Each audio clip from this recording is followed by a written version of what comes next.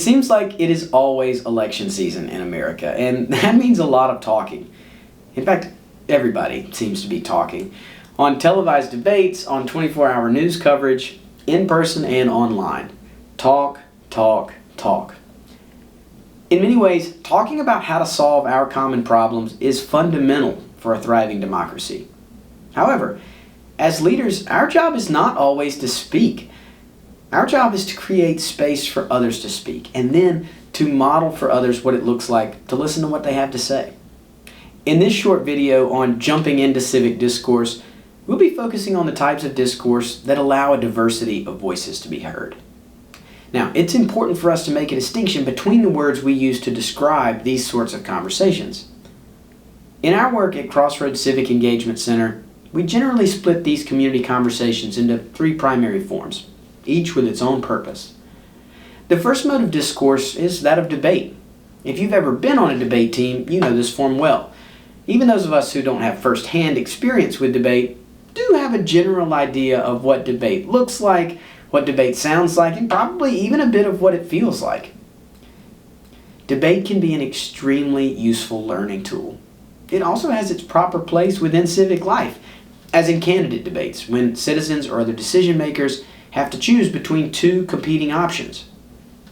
When conducted properly, as with speech and debate programs in schools and colleges, the format of debate can help participants to think through the schematics of an argument and to know both sides of an issue thoroughly. And therein lies one of the limitations of this format. It generally relies on a binary. One side has to win and the other side has to lose. Even if both sides can be understood to have valid points, one side has to be more right than the other. As we know, however, the problems and challenges of community and civic life are complex and multi-sided. So how do we approach an understanding of these complexities? Well, one way we might attempt to do so is through the discussion format that we've probably all experienced in seminar classes, book clubs, study groups, etc. The focus here is also on the problem at hand, how to understand what's going on and possibly how to change it. In these types of interactions, people are generally cordial to one another, but the focus is always on the problem or the topic, not focusing on each other and how the topic affects each of us. This form of discourse tends to only utilize the brain and thus may never get to the heart of the matter. So, what then is dialogue? Dialogue is a third way for interactions among people to proceed when there are difficult conversations to be had. In this format, the goal is not to win or to resolve, but to understand. This form of communication, of civic engagement, is about relationships first and foremost. It's about creating space for voices to be heard and understood. There is a time and place for each of these methods in our lives and across our communities. Throughout our education or prior work experiences, we've probably all gotten comfortable participating in analytical discussion and perhaps even debate. Unfortunately, there is rarely an opportunity to practice healthy dialogue or even see examples on television.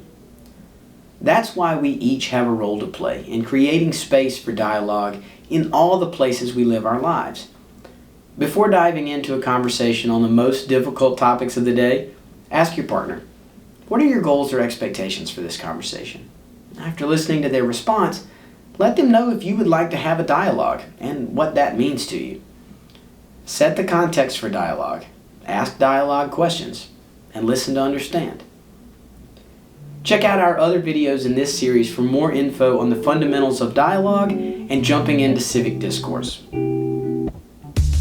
This channel is a production of Crossroads Civic Engagement Center and the Division of Community Affairs at the University of Alabama. Thanks for watching, and don't forget to like and subscribe.